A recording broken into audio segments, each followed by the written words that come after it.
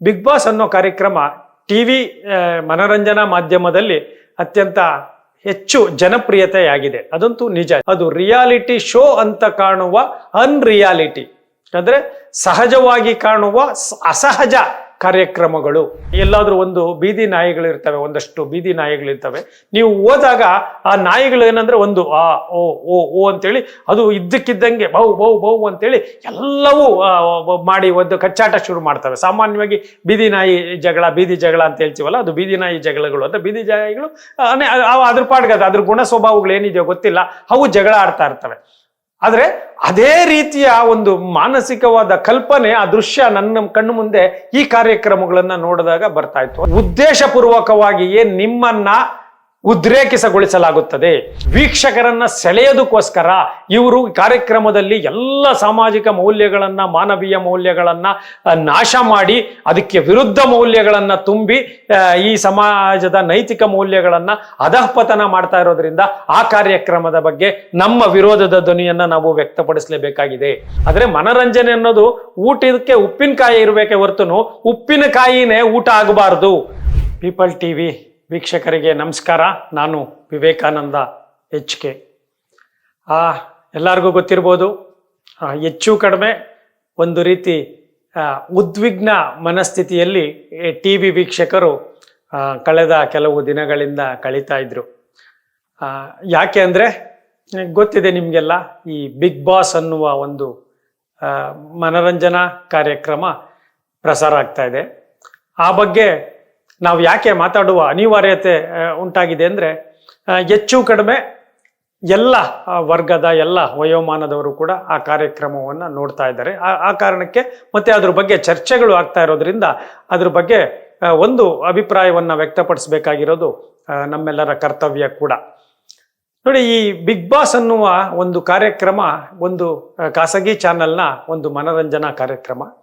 ಸುಮಾರು 100-150 ದಿನ ಒಂದು ಎಷ್ಟೋ ಧಾರಾವಾಹಿಗಳು ವರ್ಷಾನುಗಟ್ಟಲೆ ನಡೆಯುತ್ತೆ, ಡ್ಯಾನ್ಸ್ ಪ್ರೋಗ್ರಾಮ್ಗಳು ನಡೆಯುತ್ತೆ, ಸಂಗೀತ ಕಾರ್ಯಕ್ರಮಗಳು ನಡೆಯುತ್ತೆ, ಬೇರೆ ಬೇರೆ ರಿಯಾಲಿಟಿ ಶೋಗಳು ಎಲ್ಲ ಇರುತ್ತೆ. ಇದನ್ನೆಲ್ಲ ಹೊರತುಪಡಿಸಿ ಬಿಗ್ ಬಾಸ್ ಅನ್ನೋ ಕಾರ್ಯಕ್ರಮ ಟಿವಿ ಮನರಂಜನಾ ಮಾಧ್ಯಮದಲ್ಲಿ ಅತ್ಯಂತ ಹೆಚ್ಚು ಜನಪ್ರಿಯತೆಯಾಗಿದೆ. ಅದಂತೂ ನಿಜ, ಜನಪ್ರಿಯತೆ ಆಗಿದೆ ಅನ್ನೋದಂತೂ ಎಲ್ಲರಿಗೂ ಗೊತ್ತಿರುವಂಥದ್ದೇ. ಅದು TRP ಆಧಾರದ ಮೇಲೆ ಇರ್ಬೋದು ಅಥವಾ ಜನರೆಲ್ಲ ಮಾತಾಡ್ಕೊಳ್ಳೋದು. ಹಾಗಾದ್ರೆ ಆ ಕಾರ್ಯಕ್ರಮ ಒಂದು ಉತ್ತಮ ಕಾರ್ಯಕ್ರಮವೇ, ಮೌಲ್ಯಯುತ ಕಾರ್ಯಕ್ರಮವೇ, ಆ ಥರದ ಕಾರ್ಯಕ್ರಮಗಳ ಅವಶ್ಯಕತೆ ಇದೆಯೇ ಅನ್ನುವ ಪ್ರಶ್ನೆ ಒಂದು ಕಡೆ ಆದರೆ, ಮನರಂಜನೆಯ ಜೊತೆಗೆ ಮೌಲ್ಯಗಳು ವಿನಾಶದತ್ತ ಸಾಗುತ್ತಿರುವ ಜನರ ಮಾನಸಿಕ ನಡವಳಿಕೆಗಳನ್ನೇ ಪರಿವರ್ತನೆ ಮಾಡಿ ಒಂದು ಕೆಟ್ಟ ವರ್ತನೆಗೆ ಕಾರಣವಾಗುವ ಕಾರ್ಯಕ್ರಮವ ಅನ್ನುವ ಚರ್ಚೆ ಇನ್ನೊಂದು ದಿಕ್ಕಿನಲ್ಲಿ ನಡೀತಾ ಇದೆ. ಈ ರಿಯಾಲಿಟಿ ಶೋಗಳಲ್ಲಿ ನಾವು ಸಾಮಾನ್ಯವಾಗಿ ರಿಯಾಲಿಟಿ ಶೋ ಅಂತ ಕರಿತೀವಿ. ಅಂದರೆ ವಾಸ್ತವ ಏನಿದೆಯೋ ಅದನ್ನೇ ತೋರಿಸೋದು ಅಂತೇಳಿ ಆ ಕಾರ್ಯಕ್ರಮಗಳ ಬಗ್ಗೆ ಎಲ್ಲರೂ ಮಾತಾಡ್ಕೋತಾರೆ. ಆದರೆ ಈಗಿನ ಮನರಂಜನಾ ವ್ಯವಸ್ಥೆ ಮತ್ತು ತಂತ್ರಜ್ಞಾನದಲ್ಲಿ ಅದು ರಿಯಾಲಿಟಿ ಶೋ ಅಂತ ಕಾಣುವ ಅನ್ರಿಯಾಲಿಟಿ ಅಂದರೆ ಸಹಜವಾಗಿ ಕಾಣುವ ಅಸಹಜ ಕಾರ್ಯಕ್ರಮಗಳು. ಅಂದರೆ ಅದು ಸ್ಕ್ರಿಪ್ಟೆಡ್ ಅಂದ್ರೆ ಒಂದು ಚಿತ್ರಕಥೆ ರಚಿಸಿ ಹೀಗೆ ಇನ್ನೊಬ್ಬರಿಂದ ನಿರ್ದೇಶಿಸಲ್ಪಡುವ ಬಹುತೇಕ ಕಾರ್ಯಕ್ರಮಗಳು. ಅವರ ಪರ್ಫಾರ್ಮೆನ್ಸು ಇಂಡಿವಿಜುವಲ್ ಇರ್ಬೋದು, ಆದರೆ ಕಾರ್ಯಕ್ರಮದ ರೂಪರೇಷೆಗಳು ಮಾತ್ರ ಅದು ರಿಯಾಲಿಟಿ ಶೋ ಅಲ್ಲ, ಅನ್ರಿಯಾಲಿಟಿ ಶೋ ಅಂತ ಸ್ಪಷ್ಟವಾಗಿ ಖಂಡಿತವಾಗ್ಲೂ ಹೇಳ್ಬೋದು. ನಾನು ಆಗ್ಲೇ ಹೇಳಿದೆ, ಕಾರ್ಯಕ್ರಮದ ಭಾವನೆಗಳು ಅಥವಾ ಬೇರೆ ಬೇರೆದೆಲ್ಲವೂ ಸಹಜವಾಗಿರ್ಬೋದು, ಆದರೆ ಅಲ್ಲಿ ಆ ಕಾರ್ಯಕ್ರಮ ಹೇಗೆ ಹೋಗಬೇಕು, ಹೇಗೆ ವೀಕ್ಷಕರಿಗೆ ತಲುಪಬೇಕು ಅಂತೇಳಿ ಆ ಕಾರ್ಯಕ್ರಮಕ್ಕೆ ಬೇರೆ ಬೇರೆ ರೀತಿಯ ಆಯಾಮಗಳನ್ನು ಕೊಟ್ಟು ಬೇರೆ ಬೇರೆ ರೀತಿಯ ದೃಷ್ಟಿಕೋನದಲ್ಲಿ ಅದನ್ನು ಚಿತ್ರಿಸೋದು ಆ ಕಾರ್ಯಕ್ರಮದ ನಿರ್ದೇಶಕರು. ಈ ಮೊದಲು ಈ ಬಿಗ್ ಬಾಸ್ ಅನ್ನುವ ಕಾರ್ಯಕ್ರಮ ಬ್ರಿಟಿಷ್ನ ಕೆಲವು ಚಾನೆಲ್ಗಳಲ್ಲಿ ಆಯ್ತು ಅಂತ ಹೇಳಲ್ಪಡ್ತಾರೆ. ಅಂದ್ರೆ ಬ್ರಿಟನ್ನು ಮತ್ತು ಬೇರೆ ಬೇರೆ ಕಡೆ ಈ ಬಿಗ್ ಬಾಸ್ ಕಾರ್ಯಕ್ರಮ ಅಂದ್ರೆ ಒಂದು ದ್ವೀಪನ, ಅಂದ್ರೆ ಮನುಷ್ಯನ ಯಾವುದೇ ಹೆಚ್ಚು ಸಂಪರ್ಕಗಳಿಲ್ಲದ ಒಂದು ದ್ವೀಪಕ್ಕೆ ಬೇರೆ ಬೇರೆ ಕಡೆ ಕ್ಯಾಮರಾಗಳನ್ನ ಫಿಕ್ಸ್ ಮಾಡಿ ಬೇರೆ ಬೇರೆ ಭಿನ್ನ ವ್ಯಕ್ತಿತ್ವದ ಒಂದಷ್ಟು ಜನರನ್ನ ಆ ಕಾಡಿನೊಳಗಡೆ ಬಿಟ್ಟು, ಸಹಜವಾಗಿ ಇವ್ರು ಯಾವುದೇ ನಿರ್ದೇಶನ ಏನೂ ಇರಲ್ಲ, ಅವ್ರಿಗೆ ಕೆಲವು ಟರ್ಮ್ಸ್ ಅಂಡ್ ಕಂಡೀಷನ್ಸ್ ಹೇಳಿರ್ತಾರೆ, ಅದನ್ನ ಹೇಳಿ ಅಲ್ಲಿ ಬಿಟ್ಬಿಡ್ತಾರೆ. ಅವರು ಒಂದು 100 ದಿನನೋ 200 ದಿನನೋ 1 ವರ್ಷನೋ ಎಷ್ಟೋ ಅದೊಂದು ಸಮಯ, ಅಷ್ಟು ಸಮಯ ಅವರು ಅಲ್ಲೇ ಜೀವನ ಮಾಡಬೇಕು. ತನ್ನ ಸಹವರ್ತಿಗಳ ಜೊತೆ ಅವರೇ ಆಹಾರವನ್ನ ಸೃಷ್ಟಿ ಮಾಡ್ಕೋಬೇಕು ಅಥವಾ ತಯಾರು ಮಾಡ್ಕೋಬೇಕು, ಅಥವಾ ಅಲ್ಲಿ ಏನೇನಿದೆಯೋ ಆ ಥರದ ಹಸಿವಿನ ಎಲ್ಲ ರೀತಿಯ ಇಲ್ಲಿ ಯಾರದೇ ನಿರ್ದೇಶನದಿಂದ ಅದು ಮಾಡಿ ಅವರ ಮಾನಸಿಕ ಗಟ್ಟಿತನವನ್ನ ಪರೀಕ್ಷೆ ಮಾಡಲಿಕ್ಕೆ ಈ ಕಾರ್ಯಕ್ರಮ ಪ್ರಾರಂಭ ಆಯಿತು ಅಂತೇಳಿ ಹೇಳ್ತಾರೆ.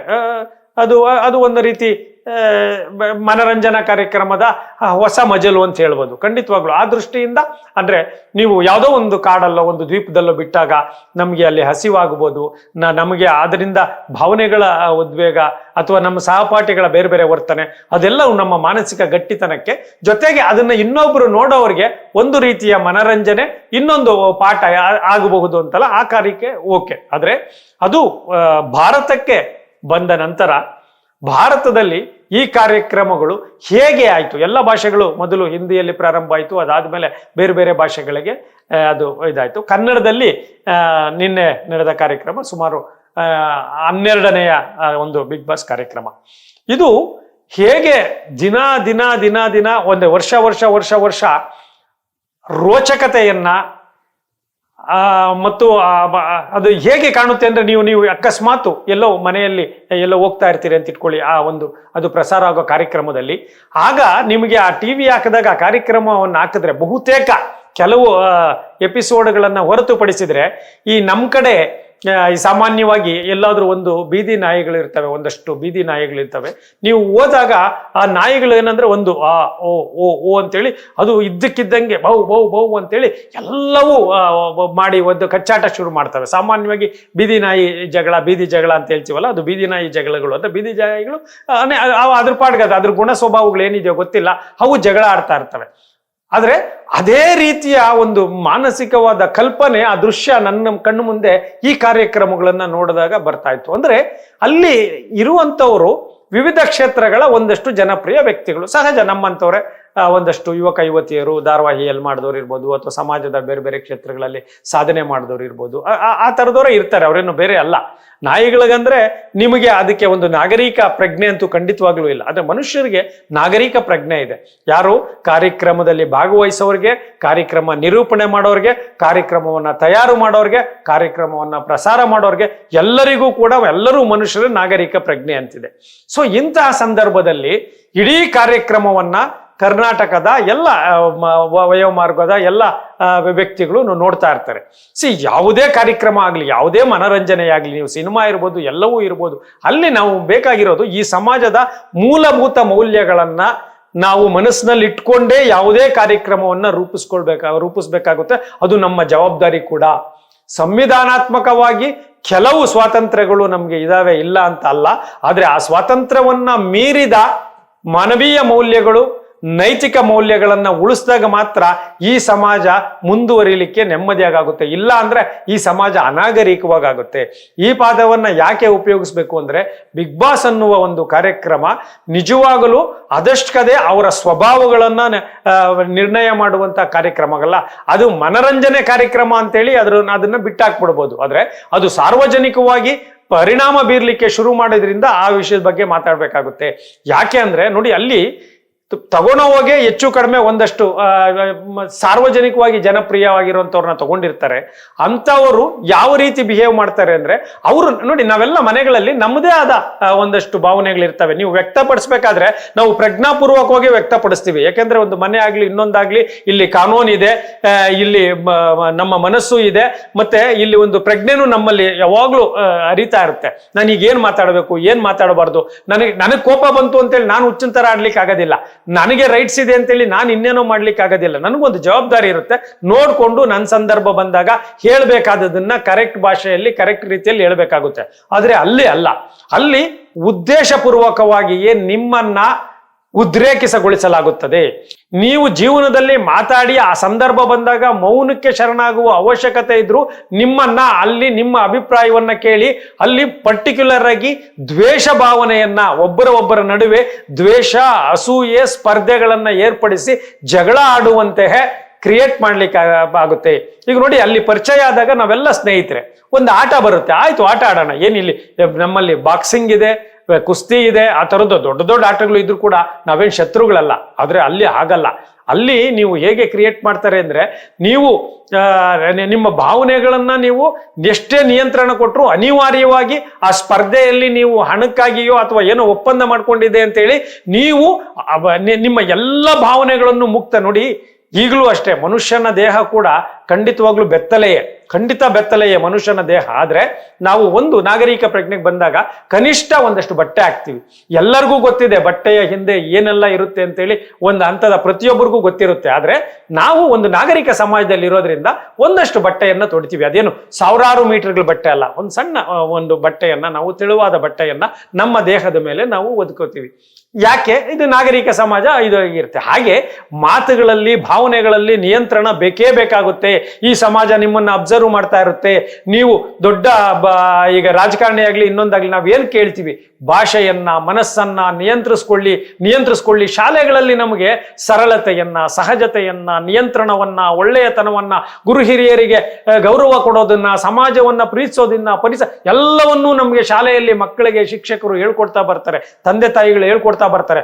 ಆದ್ರೆ ಈ ಬಿಗ್ ಬಾಸ್ ಅನ್ನುವ ಕಾರ್ಯಕ್ರಮದಲ್ಲಿ ಅದಕ್ಕೆ ವಿರುದ್ಧ ನಿಲುವುಗಳನ್ನ, ವಿರುದ್ಧ ಭಾವನೆಗಳನ್ನ, ವಿರುದ್ಧ ಗುಣಗಳನ್ನ ವ್ಯಕ್ತಪಡಿಸುವ ರೀತಿ, ಬೋನಿನಲ್ಲಿ ಪ್ರಾಣಿಗಳನ್ನ ಆಡಿಸಿದಂತೆ ನಾಗರಿಕ ಮನುಷ್ಯರನ್ನ ಆಡಿಸಿ ಎಲ್ಲ ಮೌಲ್ಯಗಳು ಶಿಥಿಲವಾಗುವಂತೆ ಅವರ ಬಿಹೇವಿಯರ್ ಅನ್ನ ನಮ್ಮ ಸಮಾಜಕ್ಕೆ ನಮ್ಗೆ ತೋರಿಸ್ತಾ ಇದ್ದಾರೆ.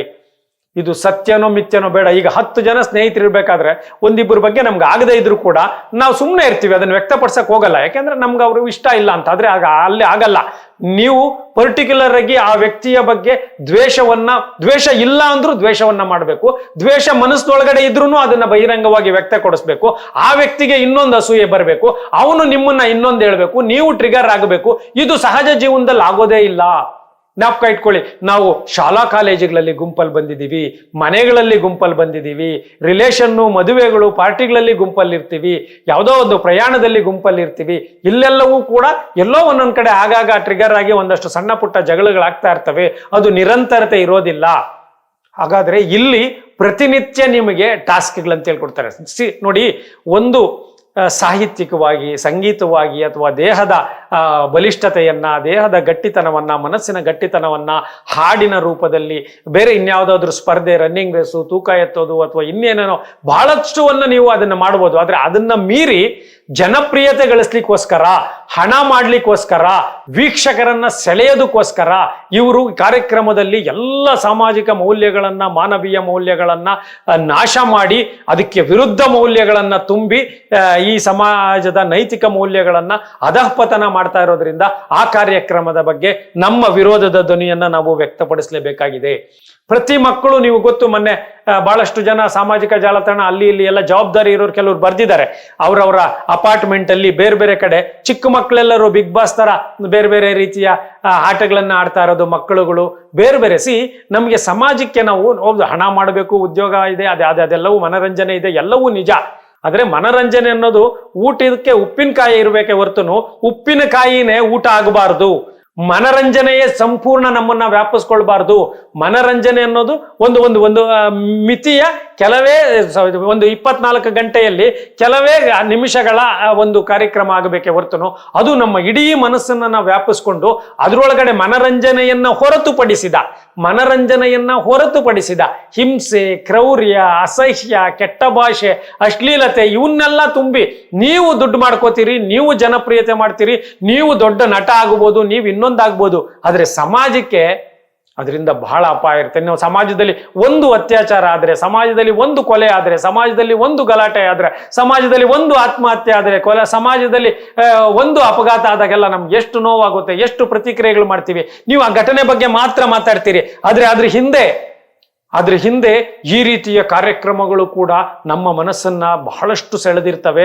ಅದರ ಪರೋಕ್ಷ ಪರಿಣಾಮಗಳು ಈ ರೀತಿಯ ಒಂದು ರಿಫ್ಲೆಕ್ಷನ್ ಆಗ್ತಾ ಇರುತ್ತೆ, ಪ್ರತಿಬಿಂಬವಾಗುತ್ತೆ, ಪ್ರತಿಫಲಿಸ್ತಾ ಇರುತ್ತೆ.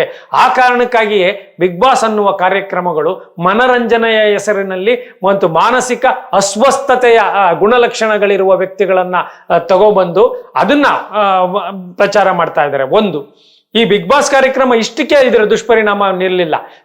ಇಲ್ಲಿ ಅದೊಂದು ಮನರಂಜನೆಯ ಚಾನಲ್ಲಿನ ಮನರಂಜನಾ ಕಾರ್ಯಕ್ರಮ. ಆದ್ರೆ ಈ ದೃಶ್ಯ ಮಾಧ್ಯಮಗಳು ಏನು ಟೆಲಿವಿಷನ್ ಸುದ್ದಿ ಮಾಧ್ಯಮಗಳು ಏನ್ ಮಾಡಿದ್ದಾವೆ ಅಂದ್ರೆ ಆ ಕಾರ್ಯಕ್ರಮ ಮತ್ತು ಆ ಕಾರ್ಯಕ್ರಮದ ಪಾತ್ರಧಾರಿಗಳನ್ನ ಅದರ ಸ್ಪರ್ಧೆಯನ್ನ ಇವರು ನ್ಯೂಸ್ ಚಾನೆಲ್ಗಳು ಇರ್ಬೇಕಾಗಿರೋದು ಒಂದು ಜವಾಬ್ದಾರಿಯುತ ಮಾಧ್ಯಮಗಳಾಗಿ ಅವ್ರಿಗೂ ಈ ಕಾರ್ಯಕ್ರಮಕ್ಕೂ ಸಂಬಂಧವೇ ಇಲ್ಲ. ಅವರು ಸುದ್ದಿಯನ್ನ ಮಾಡ್ಲಿ ಪರವಾಗಿಲ್ಲ, ಇಲ್ಲ ಅಂತಲ್ಲ ನಾನು, ಆದ್ರೆ ಸುದ್ದಿಯನ್ನ ಮೀರಿ ಈ ದೃಶ್ಯ ಮಾಧ್ಯಮಗಳು ಕೂಡ ಅತ್ಯಂತ ಅತಿರೇಕವಾಗಿ ಬಿಹೇವ್ ಮಾಡ್ತಾರೆ. ನೋಡಿ, ಅದ್ ಯಾರೋ ಒಬ್ಬ ವ್ಯಕ್ತಿ ಗೆಲ್ಲಿ ಅಂತ ಹೇಳಿ ಯಾವುದೋ ದೇವಸ್ಥಾನದಲ್ಲಿ ಪೂಜೆ ಮಾಡಿಸ್ತಾರಂತೆ, ಇನ್ನೆಲ್ಲೂ ಅನ್ನದಾನ ಮಾಡಿಸ್ತಾರಂತೆ. ಅದು ಆಕ್ಚುಲಿ ಆ ತರದ ಒಂದು ಸೀರಿಯಸ್ ಸಬ್ಜೆಕ್ಟೇ ಅಲ್ಲ ಅದು. ಅದೊಂದು ಏನೋ ಮನೋರಂಜನಾ ಕಾರ್ಯಕ್ರಮ ಯಾರೋ ಮಾಡ್ತಾರೆ, ಆ ಚಾನಲ್ಲು ಅದೆಲ್ಲ ಮುಗೀತು. ಆದ್ರೆ ಇವರು ಅದನ್ನ ಯಾವ ರೀತಿ, ಅದಲ್ಲದೆ ಅಲ್ಲಿನ ಪಾತ್ರಧಾರಿಗಳ ಹಿನ್ನೆಲೆ, ಅವರ ಜಾತಿಗಳನ್ನ, ಅವರ ರಾಜಕೀಯ ಸಿದ್ಧಾಂತಗಳನ್ನ, ಅವರ ಪಕ್ಷಗಳಿಂದ ಅವರಿಗೆ ಬೆಂಬಲಗಳನ್ನು ಕೊಟ್ಟು ಎಷ್ಟು ನಾಚಿಕೆ ಆಗುವಂತಹ ಸ್ವಭಾವ. ಕೊನೆಗೆ ಯಾವ ಹಂತ ಮೀರ್ತು ಈ ದೃಶ್ಯ ಮಾಧ್ಯಮಗಳಿಂದ ಅಂದ್ರೆ ಶಾಸಕರು, ಅದೇ ಕ್ಷೇತ್ರದ ಶಾಸಕರು ಮತ್ತು ಮಾಜಿ ಶಾಸಕರು ಇಲ್ಲಿ ಬಂದು ಅವ್ರಿಗೆ ಇಡೀ ಸಮಾಜದಲ್ಲಿ ಅವರ ಒಂದು ಜವಾಬ್ದಾರಿ ಸ್ಥಾನದಲ್ಲಿ ಇರ್ತಾರೆ. ಎಲ್ಲರೂ ಯಾವುದೇ ಪಕ್ಷ ಇರಲಿ, ಯಾವುದೇ ಜಾತಿ ಇರಲಿ, ಎಲ್ಲರೂ ಅಥವಾ ಯಾವುದೇ ಊರಿರ್ಲಿ ಬೆಂಬಲಿಸೋದು ಬೇರೆ ಆಯ್ತು. ಅವರು ಅನಾವಶ್ಯಕವಾಗಿ ಇಂಥವರಿಗೆ ಓಟ್ ಹಾಕಿ ಅಂತೇಳಿ ಅಂತಹ ದೊಡ್ಡ ಸ್ಥಾನದಲ್ಲಿರುವಂತಹ ಜನಪ್ರತಿನಿಧಿಗಳಾದವರು ಈ ಚಾನಲ್ಗಳ ಮುಂದೆ ಬಂದು ಇಂಥವ್ರನ್ನೇ ಗೆಲ್ಲಿಸಿ ಅಂತೇಳಿ ಯಾವುದೋ ಕೆಟ್ಟ ಕಾರ್ಯಕ್ರಮಕ್ಕೆ ಅವರ ಪರವಾಗಿ ಇವರು ಮಾತಾಡುವ ಹಂತಕ್ಕೆ ಈಗ ಬಂತು. ಹೋರಾಟಗಾರರು, ದೊಡ್ಡ ದೊಡ್ಡ ಕನ್ನಡ ಹೋರಾಟಗಾರರು ಇನ್ಯಾವುದೋ ಒಬ್ಬ ಕಂಟೆಸ್ಟ್ ಬಗ್ಗೆ ಅವ್ರನ್ನ ಗೆಲ್ಲಿಸಿ ಅಂತ ಅಂದ್ರೆ ಇದು ವ್ಯಾಪಕಗೊಳಿಸಿ ಒಂಥರ ವಿಚಿತ್ರ ಪರಿಸ್ಥಿತಿಯನ್ನ ನಿರ್ಮಾಣ ಮಾಡ್ತಿದ್ದು, ವಿಚಿತ್ರ ಮತ್ತು ಅಸಹ್ಯಕರ ಪರಿಸ್ಥಿತಿ. ನಾನು ಈ ಜನಪ್ರಿಯತೆ ಇರ್ಬೋದು, ಅವ್ರ ಹೊಟ್ಟೆಪಾಡು, ಅವ್ರು ಯಾರೋ ಒಬ್ಬರು ಗೆದ್ರು, ಈ ಮನೋರಂಜನೆ ಬಗ್ಗೆ ನಾನು ಎಷ್ಟು ಜನ ಮಾತಾಡ್ತಾ ಇಲ್ಲ. ಅದ್ರ ಒಳಗಡೆ ಬರ್ತಾ ಇರುವ ಮೌಲ್ಯಗಳು ಮತ್ತು ಆ ಸಂದೇಶಗಳು ಈ ಸಮಾಜದ ಮೇಲೆ, ಪರ್ಟಿಕ್ಯುಲರ್ ಆಗಿ ಯುವಕರ ಮೇಲೆ ಯಾವ ರೀತಿಯ ದುಷ್ಪರಿಣಾಮಗಳನ್ನ ಬೀರ್ತಾ ಇದೆ ಅನ್ನುವುದನ್ನ ನಾನು ಹೆಚ್ಚು ಫೋಕಸ್ ಆಗಿ ಹೇಳ್ತಾ ಇದ್ದೀನಿ. ಯಾಕಂದ್ರೆ ಟಿವಿ ಮಾಧ್ಯಮಗಳೇನಾದ್ರೂ ಇದನ್ನ ಅಷ್ಟೊಂದು ಮಾಡಲಿಲ್ಲ ಅಂದ್ರೆ, ಯಾಕೆಂದ್ರೆ ಈ ಸಮಾಜಕ್ಕೆ ಬೇಕಾಗಿರೋದು ಆದರ್ಶ ಪುರುಷರು, ದೊಡ್ಡ ವ್ಯಕ್ತಿತ್ವ ಇರುವಂತರು, ತೂಕದ ವ್ಯಕ್ತಿತ್ವಗಳು. ನೀವು ಅವರನ್ನ ನೋಡಿದ್ರೆ, ನೀವು ಅವರನ್ನ ಅಬ್ಸರ್ವ್ ಮಾಡಿದ್ರೆ ನಮ್ಮ ಮಕ್ಕಳು ಹಿಂಗಾಗ್ಲಿ ಅಂತ ಆಸೆ ಪಡುವಂಗಿರ್ಬೇಕು.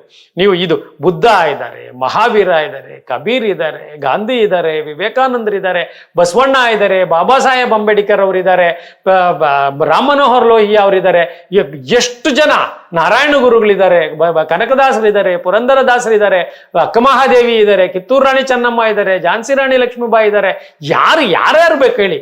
ಆದರ್ಶ ಪುರುಷರುಗಳ ವ್ಯಕ್ತಿತ್ವಗಳನ್ನ ಈ ಸಮಾಜಕ್ಕೆ ನೀವು ಮುನ್ನೆಲೆಗೆ ತಂದು ಬಿಡ್ಬೇಕೆ ಹೊರತುನು ಯಾವುದೋ ಒಬ್ಬ ವ್ಯಕ್ತಿಯಲ್ಲಿರಬಹುದಂತ ಹಾಸ್ಯ ಪ್ರಜ್ಞೆಯೋ, ಯಾವುದೋ ಒಬ್ಬ ನೃತ್ಯ ಪ್ರಜ್ಞೆಯೋ, ಸಂಗೀತ ಪ್ರಜ್ಞೆಯೋ, ಏನೋ ಒಂದು ವ್ಯಕ್ತಿಗತವಾಗಿ ಬಂದಿರುವ ಗುಣವನ್ನೇ ಇಟ್ಕೊಂಡು ನೀವು ಈ ಸಮಾಜದಲ್ಲಿ ಅವರನ್ನ ರೋಲ್ ಮಾಡಲಾಗಿ, ಅವರನ್ನ ಜನಪ್ರಿಯ ವ್ಯಕ್ತಿಗಳಾಗಿ ಅದನ್ನ ನೀವು ಪುಷ್ ಮಾಡಿದ್ರೆ ಕೊನೆಗೆ ಬೇವು ಬಿತ್ತಿ ಮಾವು ಬೆಳೆಯಲು ಮಾವು ನಿರೀಕ್ಷಿಸಲು ಸಾಧ್ಯವಿಲ್ಲ. ಬೇವನ್ನ ಬಿತ್ತಿದ್ರೆ ಬೇವೇ ಬರುತ್ತೆ, ಮಾವನ್ನ ಬಿತ್ತಿದ್ರೆ ಮಾವೇ ಬರುತ್ತೆ. ಮೌಲ್ಯಗಳನ್ನ, ಒಳ್ಳೆಯತನವನ್ನ ನೀವು ಬಿತ್ತಿದ್ರೆ ಅದು ಒಳ್ಳೆತನಗಳು ಮಾತ್ರ ಬರುತ್ತೆ. ಇಲ್ಲ ಅಂದ್ರೆ ನಾಳೆ ದಿನ ಇಡೀ ಸಮಾಜ, ಈಗ ನೀವೆಲ್ಲ ನೋಡ್ತಿದ್ದೀರಿ, ನಿಯಂತ್ರಣಕ್ಕೆ ಸಿಗೋದಿಲ್ಲ. ಯಾಕೆ? ಈ ಮನರಂಜನಾ ಉದ್ಯಮ ಈ ರೀತಿಯ ಅಪಮೌಲ್ಯಗಳನ್ನ, ಈ ರೀತಿ ಉದ್ರೇಕಕಾರಿಯನ್ನ, ಈ ರೀತಿ ವಿಚಿತ್ರ ವಿಶಿಷ್ಟ ಇನ್ನೂ ಅದನ್ನ ತುಂಬಾ ಎಕ್ಸ್ಪ್ಲೈನ್ ಮಾಡ್ತಾ ಹೋದ್ರೆ ಅದರೊಳಗೆ ಒಂದೊಂದು ಪಾಯಿಂಟು ಕೂಡ ಹೇಗೆ ಸಮಾಜ ವಿರೋಧಿಗಳಾಗಿ ಮಾಡ್ಬೋದು ಅಥವಾ ಮಾನಸಿಕ ಅಸ್ವಸ್ಥರಾಗ್ಬೋದು ಅಂತ ಒಂದೊಂದನ್ನು ಬಿಡಿಸಿ ಹೇಳ್ಬೋದು. ಯಾಕೆಂದ್ರೆ ಅಲ್ಲಿನ ಕಚ್ಚಾಟಗಳು, ನಾನು ಆಗ್ಲೇ ಹೇಳಿದೆ, ಹೆಚ್ಚು ಕಡಿಮೆ ಬೀದಿ ನಾಯಿಗಳ ಕಚ್ಚಾಟದ ರೀತಿ ಇದೆ. ಅದನ್ನ ಎಕ್ಸ್ಪ್ಲೇನ್ ಮಾಡಿದ್ರೆ ಅದು ಇನ್ನೊಂದು ತರದ ಇದಾಗ್ಬೋದು. ಆದ್ರೆ ಒಂದಂತೂ ಜವಾಬ್ದಾರಿಯಲ್ಲಿ ತಗೊಳ್ಳಿ, ಟಿವಿಯನ್ನ ನೋಡಿ, ಮನರಂಜನೆ ಅನುಭವಿಸಿ, ಸಾಹಿತ್ಯ, ಸಂಗೀತ, ಕ್ರೀಡೆ, ವಿಜ್ಞಾನ ಎಲ್ಲವನ್ನೂ ನೀವು ಅನುಭವಿಸಿ. ಆದರೆ ಮಾನಸಿಕ ಅಸ್ವಸ್ಥತೆಯನ್ನ, ಅಪಮೌಲ್ಯಗೊಳಗೊಂಡ ವಿಚಾರಗಳನ್ನ ಈ ರೀತಿಯ ಕಾರ್ಯಕ್ರಮಗಳ ಮುಖಾಂತರ ಬಂದಾಗ ಅದನ್ನ ವಿರೋಧಿಸಬೇಕಾಗಿರೋದು ಕೂಡ ಪ್ರಬುದ್ಧ ಸಮಾಜದ, ಪ್ರಬುದ್ಧ ವ್ಯಕ್ತಿಗಳ ಒಂದು ಕರ್ತವ್ಯ ಆಗಿದೆ. ಆ ಕರ್ತವ್ಯವನ್ನು ನಾನು ಇವತ್ತು ಪೀಪಲ್ ಟಿವಿ ಮುಖಾಂತರ ಹೇಳ್ತಾ ಇದ್ದೀನಿ. ಖಂಡಿತವಾಗ್ಲೂ ಒಳ್ಳೆ ಕಾರ್ಯಕ್ರಮಗಳಿಗೆ ಪ್ರೋತ್ಸಾಹ ಕೊಡೋಣ, ಕೆಟ್ಟ ಕಾರ್ಯಕ್ರಮಗಳನ್ನ ತಿರಸ್ಕರಿಸೋಣ. ಉದ್ರೇಕಕಾರಿ, ಆವೇಶಕಾರಿ ಕಾರ್ಯಕ್ರಮಗಳೇನಾದರೂ ಇದ್ದಾಗ ಅದರಿಂದ ದೂರ ಇರೋಣ. ಇಲ್ಲ ಅಂದ್ರೆ ಮುಂದೆ ಈ ಸಮಾಜ ನಮ್ಮ ನಿಯಂತ್ರಣವನ್ನ ಮೀರಿ ಹೋಗ್ಬೋದು. ಯಾರೋ 4 ಜನನೋ 5 ಜನನೋ 10 ಜನನೋ 100 ಜನನೋ ದುಡ್ಡು ಮಾಡಕ್ಕೆ ಸಮಾಜದ ಎಲ್ಲರನ್ನೂ ಹಾಳು ಮಾಡೋದು ಬೇಡ. ಅಲ್ಲಿ ಗೆದ್ದವರನ್ನ ದೊಡ್ಡದಾಗಿ ವಿಜೃಂಭಿಸೋದು ಬೇಡ. ಏನೋ ಅವ್ರವ್ರ ಪಾಡ್ಗೆ ಅವ್ರವ್ರು ಹೋಗ್ಲಿ ಸಹಜವಾಗಿ ಅಷ್ಟೇ. ಅದನ್ನ ಒಂದು ದೊಡ್ಡ ರಾಜ್ಯವೇ ರಾಜ್ಯನೇ ಅದ್ರ ಬಗ್ಗೆ ಆಸಕ್ತಿ ಹೊಂದಿದೆ ಅನ್ನುವಂತಹ ಭಾವನೆಗಳನ್ನ ಈ ಟಿವಿ ಮಾಧ್ಯಮಗಳು ಕೂಡ ಬಿತ್ತಾರ ಮಾಡುವ ಮುಖಾಂತರ ಈ ಸಮಾಜದ ಮೌಲ್ಯಗಳಿಗೆ ದ್ರೋಹ ಮಾಡ್ತಾ ಇದ್ದಾರೆ. ಅವ್ರಿಗೂ ಕೂಡ ಒಂದು ಧಿಕ್ಕಾರ ಹೇಳ್ತಾ ಪೀಪಲ್ ಟಿವಿ ಒಳ್ಳೆ ಕಾರ್ಯಕ್ರಮಗಳಿಗೆ, ಒಳ್ಳೆ ಮನುಷ್ಯತ್ವವನ್ನ, ಒಳ್ಳೆಯ ವಿಚಾರಗಳನ್ನ ಸದಾ ನಿಮ್ಮ ಮುಂದೆ ಇಡುತ್ತೆ ಅಂತ ನನ್ನ ಮಾತು ಮುಗಿಸ್ತೀನಿ. ಧನ್ಯವಾದಗಳು.